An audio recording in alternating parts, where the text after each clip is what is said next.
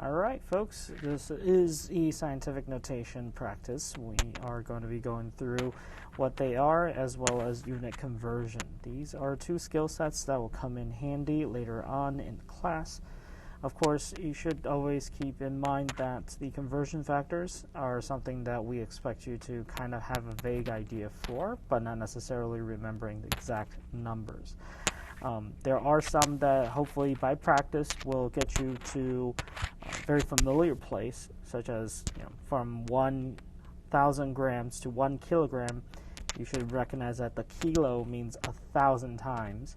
So if you have 1,000 grams, that's what equal to 1 kilogram. This is going to come back later on when we do other kinds of conversions, so please make sure you keep that in mind. So the first problem we're going to do is 1,000 grams to kilograms. First, we want to take a look at what is the number of significant figures. So keep in mind that this number here is what we're talking about. There is 4 different digits, but the only one that is a non-zero digit is that single 1. So therefore, there is only one significant figure in this case because the rest of the zeros do not count. So please make sure that you are aware of how many significant figures there are. A counterexample to that would be 100.0.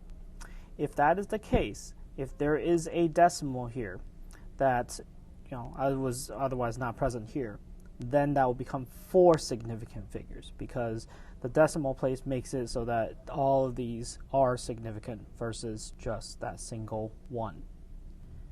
So when you start the problem, please make sure you get the given into the appropriate place. I like to set up as a fraction so that you have a way to see the numbers written out with the units. That way, once you put it in, you will see what to do next. So once you have written out the 1,000 grams, you should look for a conversion unit that matches it by having the grams on the opposite side on the bottom. What that should look like is something like this, as well as something that will include your target transition unit. This case, you should be using kg because that is the final unit that you want to get to. So please make sure that you can find a conversion unit that does that. On top here, you can see that there is the 1,000 grams equals 1 kilogram conversion unit. You need to be able to rewrite that as a fraction. So it should be 1,000 grams for 1 kilogram. In this case, the grams can cancel out, giving you 1,000 divided by 1,000, which gives you 1. And don't forget the units. That's always going to be a part of the answer. Number 2 is also a very similar question. Note that these are commas. They're not periods, which are essentially the decimal point. So this is not a decimal point. So therefore, none of these zeros are significant. So in this case, there's also only one significant figure. When you put in the given, remember to figure out what is the unit that you're going in with. The units that you want to cancel out should be on the bottom. So in this case, again, it's grams. And then your ending unit should be kilograms. So it's very much the same conversion factor that we're using before. So hopefully you can do that part. And the grams cancel out. And if you want to get a little bit more advanced, the 1,000 actually cancel out with those 3 zeros, giving you 7,000 kilograms. That should be your final answer. If you're missing the units, that will be considered partially correct.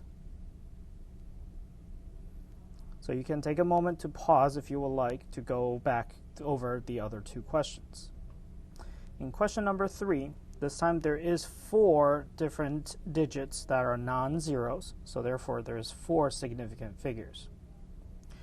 You're going to write the number that's given to you in the first box over 1, because any number divided by 1 is itself, so you're not changing the numbers. Then you're trying to find the appropriate target number and also the target unit, as well as the conversion factor that corresponds to it. So in this case, you're going in reverse. You're going to kilograms to grams.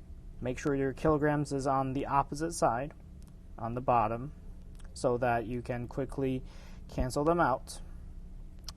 And make sure that you know what the target unit is. In this case, it is grams. So once you do that, you have 1 kilogram is equal to 1,000 grams. It essentially becomes 1261 times 1,000, which should give you 1261 with 3 zeros at the end. Make sure you have the unit, grams, at the end. The last part of the problem asks you to put it into scientific notation.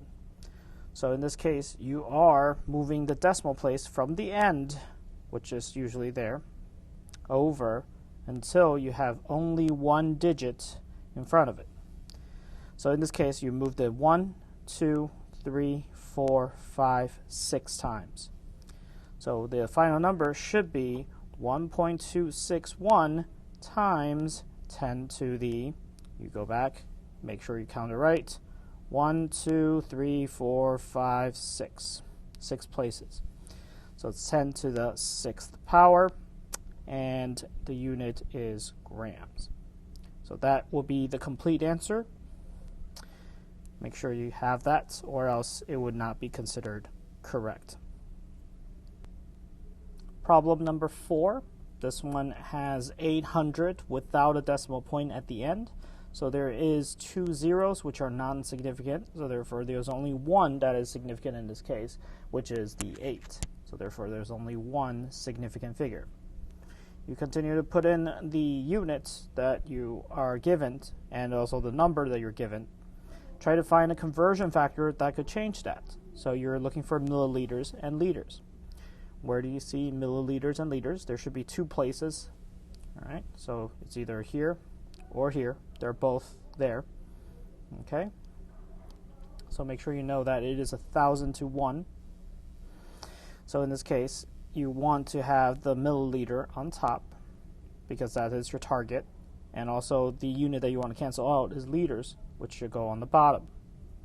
The relationship between milliliters and liters is 1,000 to 1. 1,000 milliliters is in 1 liter. The units will cancel out. Liters cancel out with liters.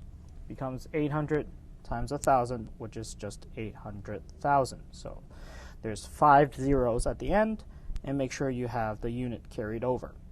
That is milliliters. Once you have the milliliters down, you can come down to scientific notation and figure out how many zeros did it go over, and therefore thus how many times there is. So it's 10 to the certain power. So we're going to go back to here, count it up. 1, 2, 3, 4, 5. So 5 places. So it should be 10 to the 5th power in milliliters. All right. So that's number 4. So number 5, it's a little bit different because we are now having a much bigger number. The number is right here, 783,000. Note that there's 3 zeros, but there's no decimal point at the end. So therefore, the only ones you count is the 7, the 8, and the 3. So therefore, there's only 3 significant figures. You then put the given number here in the given number box, and you're trying to look for the target unit, which is liters. It's given to you on top there. And then you are going to find out what unit cancels out over here by finding the one that has milliliter. So in this case, it is 1,000 milliliters for every 1 liter. So essentially, it's 783,000 divided by 1,000. Milliliters cancel out.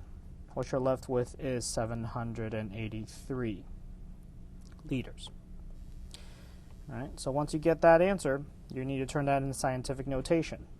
So it's 7.83. You want to convert it to 10 to the something power because you're moving the decimal place. You're moving the decimal place 1 place, 2 place. So it should be a 10 to the second liters. Problem number 6, there is 2331 millimeters, so therefore there is 4 different non-zero digits, so therefore there's 4 significant figures. The given is always put in top of the 1 unless you have a fraction there. You're then looking for the relationship between centimeter and millimeter. So you go back to the conversion factor, you'll see that it is right here, millimeter to centimeter. When you have the millimeter to centimeter, you want to make sure that you know what's the ratio between the two, which is 10 millimeter to 1 centimeter. Once you go back here, you have to figure out where goes the units. So in terms of this, you always want to make sure you match the units that's on top over here, down on the bottom, which is going to be millimeters. And then you try to find the target one, which should be on top, which is in centimeters. Then you're going to go put in the number, which is 10 millimeter for every 1 centimeter. So essentially it's 2331 divided by 10, which should give you 233.1. Unit is centimeters. So once you get that, you're going to turn that into scientific notation by doing this, 2.331. How many places did you move the decimal? You count it up. You go 1, 2. So 2 places. And then you make sure you carry down the units.